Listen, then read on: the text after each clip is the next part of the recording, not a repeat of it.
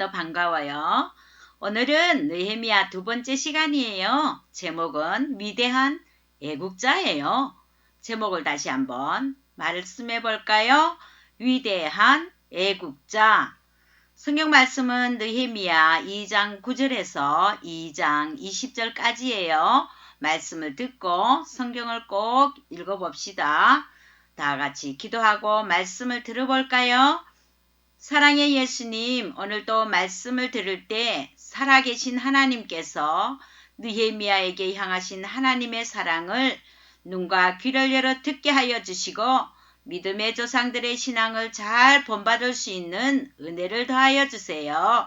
예수님 이름으로 기도드립니다. 아멘. 오늘 주일에 귀한 성경 암송 구절은 잠언 14장 34절 말씀, 살아계신 하나님의 말씀, 공의는 나라를 영화롭게 하고 죄는 백성을 욕되게 하느니라. 잠언 14장 34절 말씀, 아멘. 공의는 나라를 영화롭게 하고 라는 하나님의 말씀은 공의는 올바른 행동이 지켜지는 것을 말해요. 하나님께서 원하시는 올바른 삶은 한 나라 전체를 잘 살게 해요. 죄는 백성을 욕되게 하느니라. 이 말씀은 죄는 잘못된 삶이에요. 즉 하나님을 기쁘게 하지 못하는 생각, 말, 행동이에요. 죄는 우리를 부끄럽게 하고 영화롭지 못하게 만들어요. 올바르게 사는 것을 거부하는 사람들은 존경과 높임을 받지 못해요. 잠언 14장 34절 말씀을 한 번 더 읽어보실까요? 살아계신 하나님의 말씀, 공의는 나라를 영화롭게 하고 죄는 백성을 욕되게 하느니라. 잠언 14장 34절 말씀, 아멘. 대한독립 만세! 대한독립 만세! 온 천지를 뒤흔드는 함성 소리가 전국 방방곡곡에 울려 퍼졌어요. 그곳에는 여학생인 유관순이 있었어요. 예수 그리스도를 믿는 유관순은 우리나라를 너무너무 사랑했어요. 우리나라는 일본의 침략을 받아 고생하는 모습을 본 유관순은 우리나라의 독립을 위해 몰래 태극기를 만들어 사람들에게 나누어주고 만세를 부르는 일에 앞장섰어요. 유관순은 감옥에 갇혔고 결국 나라를 위해 목숨을 바쳤어요. 유관순은 진심으로 하나님을 사랑했고 나라를 사랑했어요. 우리 친구들은 우리나라를 사랑하나요? 지난주에 느헤미야가 예루살렘 성이 무너지고 황폐해진 상태의 이야기를 듣고 심히 슬퍼했음을 들었지요. 그래서 아닥사스다 왕에게서 허락을 받아 예루살렘을 향하여 긴 여행을 하게 되었어요. 하나님께서 유다 나라와 그 백성들을 예전처럼 다시 축복하실까요? 왕은 느헤미야에게 가는 여정길에 위험이나 적의 습격으로부터 보호하여 주기 위해 군대 장관과 마병들을 보내주었어요. 아닥사스다 왕이 궁중의 호위병까지 느헤미야와 동행하게 한 것은 느헤미야가 얼마나 중요한 인물인가를 증명해주고 있어요. 유다인들도 고국에 가게 된 것에 대해 흥분되어 있었어요. 수상궁을 떠날 때 많은 사람들은 놀라워했을 거예요. 느헤미야와 그 일행들은 적어도 3개월간 여행을 해야 해요. 수산에서 예루살렘까지 1100km 정도였어요. 그들이 유브라테스 강을 건넜을 때 페르시아의 총독이 그들을 막았어요. 느헤미야가 왕의 편지를 전했을 때 그 편지는 느헤미야와 그의 일행이 페르시아 왕의 승인으로 여행 중인 것을 증명해 주었고 그들은 계속해서 여행을 할 수 있었어요. 오랜 여행 후 유다에 도착한 느헤미야와 그의 일행의 마음은 이루 말할 수 없이 기뻤겠지요. 느헤미야는 애국심이 강한 사람이었어요. 유다를 사랑하며 지지하며 자기 나라를 지키기 위해서 왔어요. 여러분은 우리나라를 어떻게 생각하나요? 하나님께서 우리나라를 축복하셔서 우리가 누리고 있는 자유와 평화, 세계가 부러워하는 나라인 것에 감사해야만 해요. 우리나라를 자랑스러워해야 하고 나라를 사랑하는 애국심을 가져야 해요. 성경은 108편 3절 말씀에 여호와여 내가 만민 중에서 주께 감사하고 문나라 중에서 주를 찬양하오리니 라고 말씀해요. 마음속에 예수님이 계신다면 여러분이 자유로운 나라에서 사는 것이 얼마나 감사한가를 행동으로 보여주세요. 유다는 하나님께서 선택하신 백성들에게 주신 땅이었어요. 느헤미야는 마침내 이 위대한 나라를 보고 또 유다인들을 도울 수 있게 된 것을 하나님께 감사드렸어요. 예루살렘과 그 주위 사람들은 느헤미야와 호위병들 유다인들의 작은 무리들이 왜 이 땅에 왔을까? 궁금했을 거예요. 그리고 반겨주는 사람은 없었을 거예요. 그들에게는 느헤미야와 그 일행들이 낯선 사람들이었으니까요. 이것이 오늘날의 사람들을 생각하게 해요. 많은 사람은 누군가 자기를 사랑하고 돌봐주고 계심을 전혀 깨닫지 못해요. 그분은 바로 하나님이세요. 요한복음 3장 16절 말씀 하나님이 세상을 이처럼 사랑하사 아멘. 예수 그리스도는 우리 모두를 사랑하세요. 지금까지 예수님의 사랑을 알지 못하는 사람들이 많이 있어요. 그러나 성경이 우리에게 말해주기 때문에 사실이에요. 예루살렘에 살고 있는 사람들 거의 대부분은 느헤미야가 자기들을 얼마나 염려하고 있는지 그가 왜 이곳에 왔는지 이유를 알지 못했어요. 이때 두 남자가 느헤미야가 온 것을 매우 싫어하며 화를 내었어요. 사마리아의 통치자인 산발락과 암몬의 통치자인 도비아였어요. 성경은 이스라엘 자손을 흥왕하게 하려는 사람이 왔다 함을 듣고 심히 근심하더라. 느헤미야가 도와주려고 왔는데 이 사람들이 왜 이토록 근심할까요?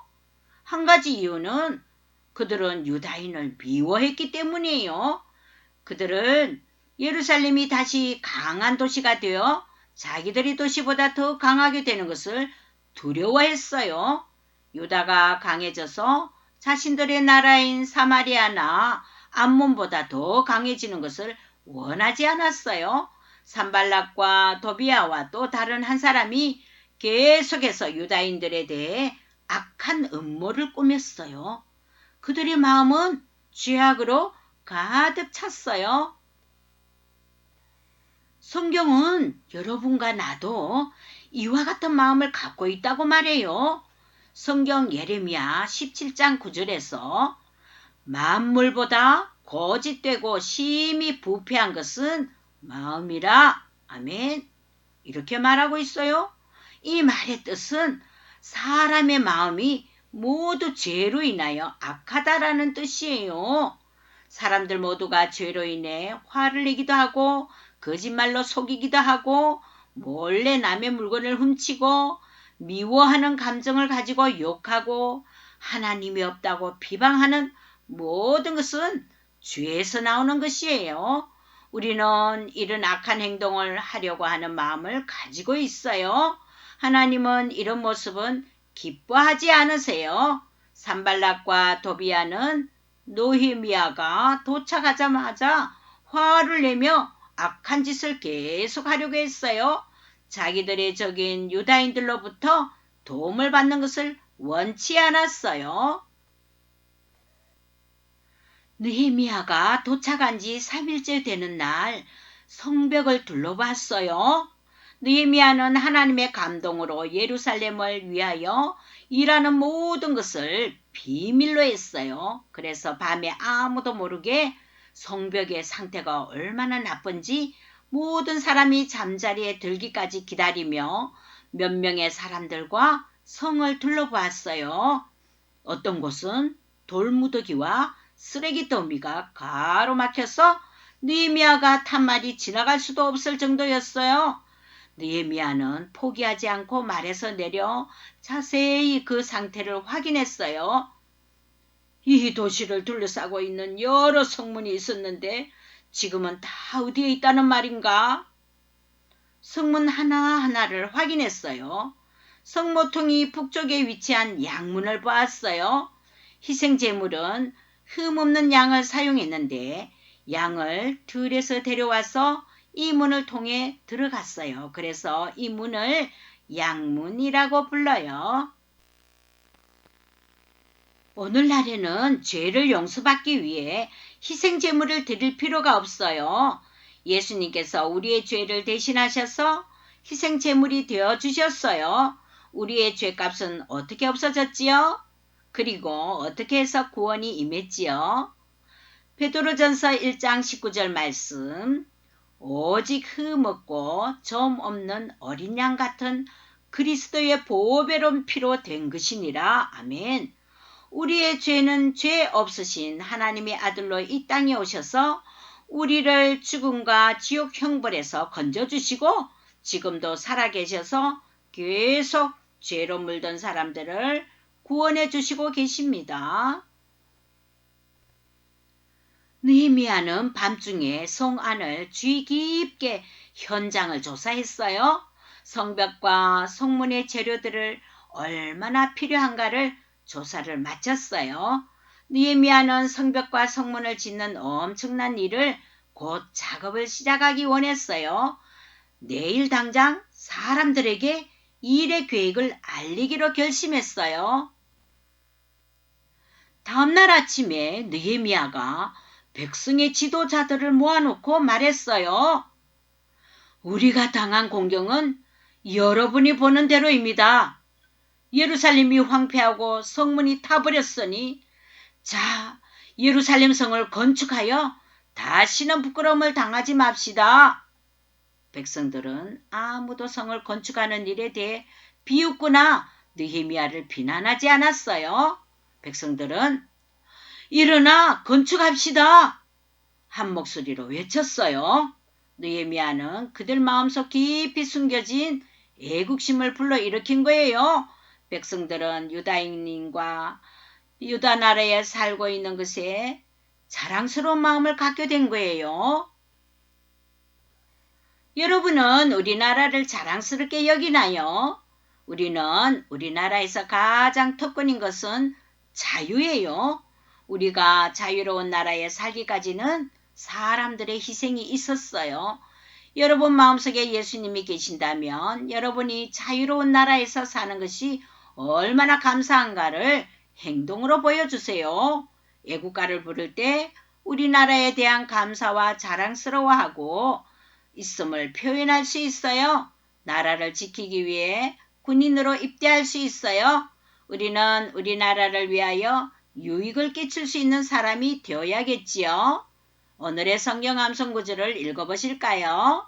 살아계신 하나님의 말씀, 공의는 나라를 영화롭게 하고 죄는 백성을 욕되게 하느니라. 잠언 14장 34절 말씀.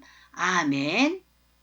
어느 한 나라가 계속 분쟁하며 싸우는 것을 볼 때 여러분은 그 나라를 어떻게 생각하나요? 사람들이 자기 나라를 비웃고 악한 생활을 일삼는다면 그 나라에 살고 싶지 않을 거예요. 이렇게 죄악은 나라를 욕되게 해요. 그러나 여러분의 마음에 예수님이 계신다면 여러분은 하나님께서 원하시는 삶을 살아야 함을 기억하세요. 그리고 하나님께 우리나라에 대해 감사하기 위해 여러분의 맡은 바 여러분의 몫을 꼭 하겠다고 말씀드리세요. 이것이 하나님을 기쁘게 해드리는 일이며 우리나라를 사랑하고 자랑스럽게 여기는 일이에요. 유다인 백성들은 우리가 일어나 건축하자 하고 외치는 소리를 들었어요. 이제 예루살렘을 훌륭한 도시로 다시 회복하려면 자기가 맡은 분량대로 일을 해야만 했어요. 모두 집으로 돌아가 이 신나는 소식을 전하고 건축하기를 준비했어요. 유다인이 아닌 산발락과 도비아가 그리고 게셈이 이 소식을 듣자마자 유대인을 비웃고 조롱하며 이렇게 말하는 것이에요. 너희들이 하는 일이 무엇이냐? 너희가 왕을 배반하고자 하느냐? 느헤미야는 단호하게 말했어요. 하늘의 하나님이 우리를 형통하게 하시리니 그의 종들인 우리가 건축하려니와 오직 너희에게는 예루살렘에서 아무 기업도 없고 권리도 없고 기억되는 바도 없다. 느헤미야는 하나님께서 부르시고 맡기신 사역을 어떻게 해서라도 꼭 하려고 결심했어요. 하나님께서 예루살렘을 축복하시고 다시 훌륭한 도시로 회복시켜 주실 거예요. 여러분과 전도사님도 우리나라를 자랑스럽게 여길 수 있어요. 여러분 마음속에 예수님이 계신다면 여러분이 자유로운 나라에서 사는 것이 얼마나 감사한가를 행동으로 보여주세요. 오늘 성경 암송 구절을 한 번 더 읽어보실까요? 살아계신 하나님의 말씀, 공의는 나라를 영화롭게 하고 죄는 백성을 욕되게 하느니라. 잠언 14장 34절 말씀. 아멘. 여러분이 이 말씀으로 하나님께서 원하시는 삶을 살아야 함을 기억하겠나요? 또한 여러분이 우리나라에 대해 감사하기 위해 내 몫을 꼭 하겠다고 말씀드리는 시간을 갖겠나요? 우리 모두가 우리나라를 자랑스러워하는 마음, 감사하는 마음을 꼭 표현을 한번 해보아요. 느헤미야의 열정적인 나라 사랑의 힘이 건축을 어떻게 진행하는지 다음 주에도 기대해요. 다 같이 우리 두 손 모아 기도합니다. 예수님, 자유로운 나라에서 우리가 살아갈 수 있도록 평안을 주시니 감사합니다. 우리가 나라를 사랑하고 존경할 수 있도록 나의 자리에서 내 몫을 잘 감당하게 도와주세요. 항상 예수님께서 나에게 베풀어 주신 사랑, 구원을 잃어버리지 않도록 지켜주세요. 예수님 이름으로 기도드립니다. 아멘. 하늘에 계신 우리 아버지여, 이름이 거룩히 여김을 받으시오며 나라가 임하시오며 뜻이 하늘에서 이루어진 것 같이 땅에서도 이루어지이다. 오늘 우리에게 일용할 양식을 주시옵고 우리가 우리에게 죄 지은 자를 사하여 준 것 같이 우리 죄를 사하여 주시옵고 우리를 시험에 들게 하지 마시옵고 다만 악에서 구하시옵소서. 나라와 권세와 영광이 아버지께 영원히 있사옵나이다. 아멘.